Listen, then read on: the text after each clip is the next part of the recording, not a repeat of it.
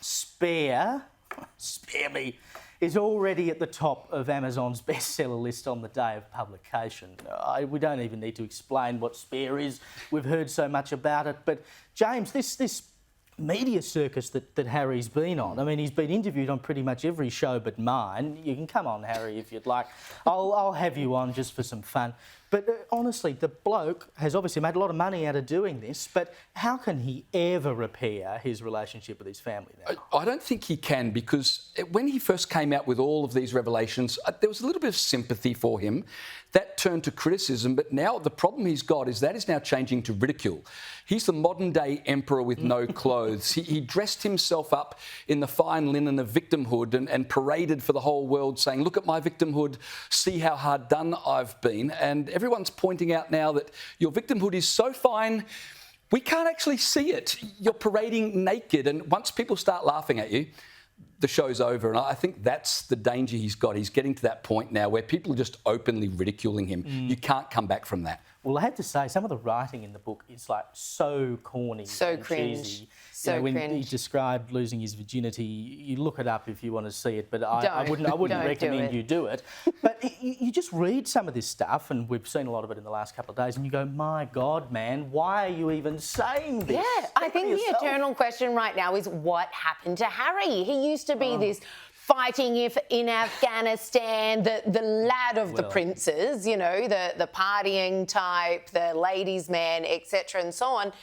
And now here he is. He's actually read the book out loud. I know. For those who want to spend 15 hours of their life listening to him detail the exact kind of stories you're talking about. How he lost his virginity with someone behind a pub one evening. How he tussled with his brother, called his therapist after his necklace broke. All this kind of thing. You're just like, what happened to Harry? And I call it the Americanization of Harry. Well, I think we all know what happened to Harry. He got married.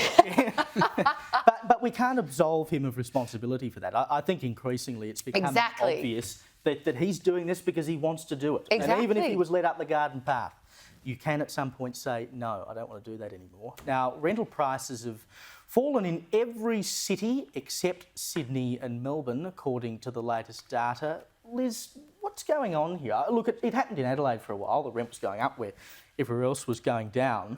I think I heard the number yesterday that it's like 1.6% vacancy rate in Sydney at the moment. Yeah, wow. If you want a home, you're up the creek. Yeah, it's near impossible. I mean, they're all over the media at the moment, almost on a daily basis, is those videos of people lining up around the block just to see a rental property. It's very, very dismal. And I think it's 1.6%. They're still higher than any other city. I'd like to joke that it's because it's the best city, and so obviously everyone wants to live here. Maybe a lot of it has to do with the fact that a lot of people are returning.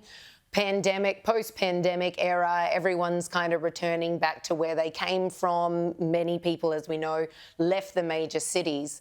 But unfortunately, this just seems to look set to get much worse, and the state government's doing little to nothing about it, whether it's the housing crisis in general or the rental crisis, which is, I would say, more prevalent at the moment.